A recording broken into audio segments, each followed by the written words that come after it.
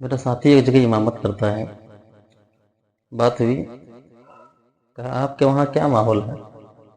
میں نے کہا فی الحال اچھا ہے. کہا کیا بتائیں حبیب اللہ بھائی، میرے یہاں جو ہے نا بہت پریشانی ہے. میں نے کہا کیا پریشانی ہے؟ کہ کیا بتائیں، 10-15 روز سے ایک بوڑھو میرے پاس آتا ہے اور آنے کے بعد ایک کے سوال کرتا ہے زیادہ تر، خالی اٹھ پٹانگ والا، سیکھنے سکھانے والی بات نہیں. میں نے کہا کون سوال؟ کہا کبھی پوچھتا ہے کہ حضرت موسیٰ علیہ السلام کا ذکر قرآن میں کتنی مرتبہ آیا ہے.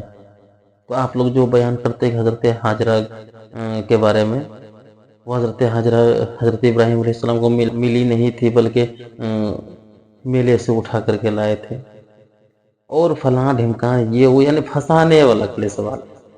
میں نے کہا تب آپ کیا کہیں؟ کہ کیا بتائیں، ایک دن ایسے ہی بچوں کو پڑھا کر کے ناشتہ وغیرہ کر کے لیٹے ہوئے تھے اور نیند آ رہی تھی، تو اچانک وہی بڑھوا آ گیا. آنے کے بعد دروازہ ٹھکٹھکایا. کہا مولانا صاحب آپ ہر وقت سوتے رہتے ہیں، کھاتے ہیں بس سوتے ہیں، کھاتے ہیں بس سوتے ہیں، میرا سوال کا جواب دیجیے. تو کہا آج آنے دیجیے اس کو. آج بیٹھا، پھر وہی سوال. بتائیے مولانا صاحب، ہم کو سمجھ میں نہ آیا تھا کہ حضرت موسیٰ علیہ السلام کا ذکر قرآن پاک میں کتنی مرتبہ آیا ہے.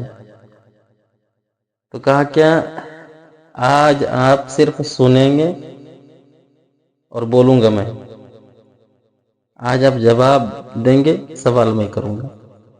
کہا کریے. کہا میری غیر موجودگی میں نماز کون پڑھاتا ہے؟ کہا میں ہی پڑھاتا ہوں. یہ بھی پوچھنے والی بات ہے، ہم سے زیادہ جانکار کون ہے؟ کہاں صحیح بات ہے. ذبح کون کرتا ہے؟ کہا میں ہی کرتا ہوں.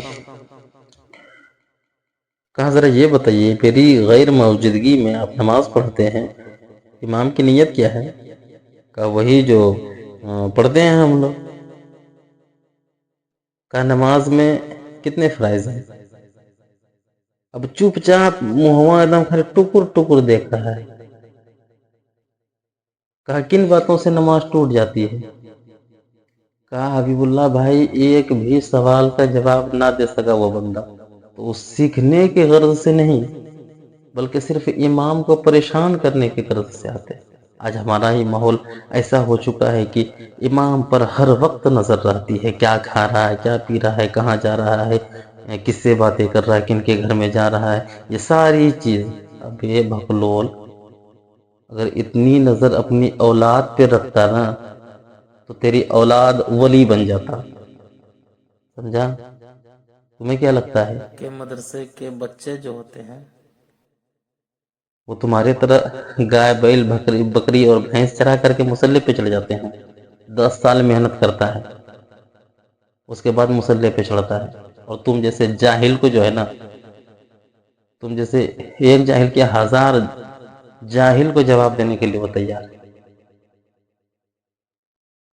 تو ایسے لوگ جو ملے انہیں بڑھیاں سے جواب دیا جائے تاکہ وہ کبھی پھر آپ کے پاس آئے نہیں. پھر کہا پھر کیا ہوا؟ کہا اس دن کے بعد سے جو ہے نا وہ بڑھو میرے پاس وہ سوال لے کر آتا ہی نہیں، بند ہو گیا سوال جب. میں نے کہا بہت اچھا کیے ہیں، اگر آپ چپ رہتے تو پھر سلسلہ جاری رہتا. اس لیے ضروری ہے دب کر نہیں رہنا ہے. رزق دینے والا اللہ ہے.